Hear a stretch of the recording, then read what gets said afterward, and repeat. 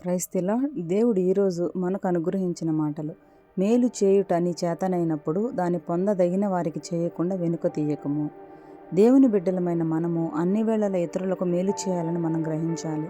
కొన్నిసార్లు మనం ఇతరులకు మేలు చేసినప్పటికీ వారు మన మేలుని మర్చిపోయి మనకు కీడు చేసేవారుగానే, బాధపరిచేవారుగానే ఉంటారు. నువ్వెంత నమ్మకంగా ఉన్నా, నువ్వు వారిని ఎంత ప్రేమించినా, నీ చుట్టూ ఉన్నవారు నీతో కేవలం అవసరానికి మాత్రమే మాట్లాడుతున్నారని నువ్వు బాధపడుతున్నట్లయితే ఈరోజు ఈ విషయాన్ని గుర్తుంచుకో. వారి అవసరతలో దేవుడు వారికి నిన్ను చూపిస్తున్నాడు. వారికి నీ విలువ అర్థమయ్యే విధంగా నిన్ను వాడుకుంటున్నాడు.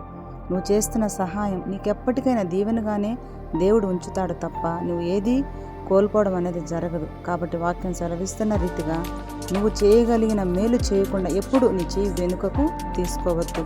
అలా చేసి దేవుని ప్రేమను నువ్వు ఇతరులకు కనపరిచి దేవునికి మహిమకరంగా నీ జీవితాన్ని సాగించు.